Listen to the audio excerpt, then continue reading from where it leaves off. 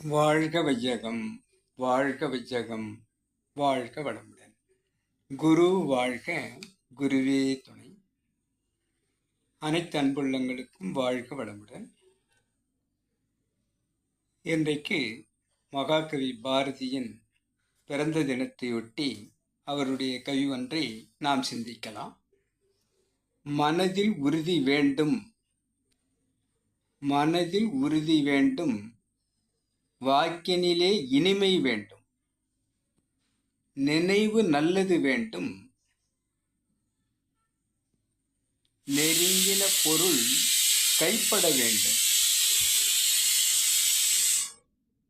கைவசமாவது விரைவில் வேண்டும், தனமும் இன்பமும் வேண்டும், தரணியிலே பெருமை வேண்டும், தரணியிலே பெருமை வேண்டும், கண் திறந்திட வேண்டும், காரியத்தில் உறுதி வேண்டும், பெண் விடுதலை வேண்டும், பெரிய கடவுள் காக்க வேண்டும், மண் பயனுற வேண்டும், வானகமிங்கு தென்பட வேண்டும், உண்மை நின்றிட வேண்டும். வாழ்க வளமுடன். மகாகவி பாரதி அவர்கள் மனதில் எவ்வாறு உறுதியேற்றார் என்பதை நாம் சிந்திக்கலாம். வாக்கினிலே இனிமை வேண்டும். யாருடன் நாம் பேசினாலும் அது இனிமை காப்பதாக இருக்க வேண்டும். நினைவு நல்லது வேண்டும். எண்ணத்தில் நல்ல நினைவை வைத்துக்கொண்டு நாம் இருக்க வேண்டும். நெருங்கின பொருள் கைப்பட வேண்டும் என்று கூறுகிறார்.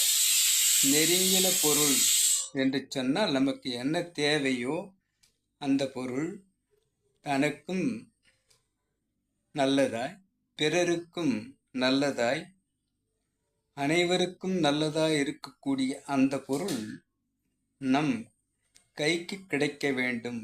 கைவசமாவது விரைவில் வேண்டும் என்று கூறுகிறார். தனமும் இன்பமும் வேண்டும். தனம் பொருளில்லார்க்கு இவ்வுலகம் இல்லை என்று பார்க்கிறோம். பொருள் வேண்டும் என்பதையும் அந்த பொருளை வைத்து நாமும் பிறரும் இன்புற வேண்டும் என்பதையும், தரணியிலே பெருமை வேண்டும். தோன்றின் புகழோடு தோன்றுக, அஃதலின் தோன்றாமை நன்று என்று வள்ளுவ பெருந்தகை கூறும் அளவிலே அந்த புகழ் பெறும் அளவிற்கு இந்த தரணியிலே பெருமை பெற்றவர்களாக நாம் ஆக வேண்டும். கண் திறந்திட வேண்டும். இவை அனைத்தும் கைகூட இறைவனுடைய கண் திறப்பு வேண்டும். காரியத்தில் உறுதி வேண்டும். எக்காரியத்தை நாம் தேர்ந்து செய்தாலும் அவை வெற்றி நல்குவதாக இருக்க வேண்டும். பெண் விடுதலை வேண்டும். பெரிய கடவுள் அனைவரையும் காக்க வேண்டும். மண் பயனுற வேண்டும். வானகமிங்கும் தென்பட வேண்டும். பிரபஞ்சம் முழுவதும் நமக்குள் நாம் எப்போதும் சிந்திப்பதாக இருக்க வேண்டும் என்பதை கூறி உண்மை நின்றிட வேண்டும். மனதிலும் மற்ற இடத்திலும் எந்த இடத்திலும் அந்த உண்மை பொருளான இறைநிலையே எப்போதும் நினைவில் கொள்வதாக, எண்ணத்தை இறைநிலையோடு கலக்கவிட்டு ஏற்படும் ஓர் அமைதியிலே விழிப்பாய் நிற்க என்று நமது குரு கூறும் அளவிலே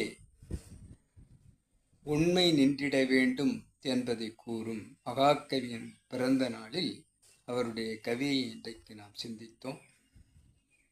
அனைத்து அன்புள்ளங்களுக்கும் வாழ்க வளமுடன்.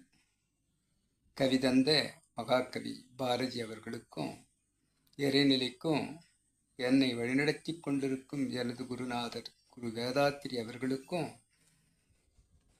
அனைத்து அன்பு உள்ளங்களுக்கும் நன்றி நன்றி நன்றி. வாழ்க வளமுடன் என வாழ்த்தி நிறைவு செய்கிறேன். வாழ்க வளமுடன்.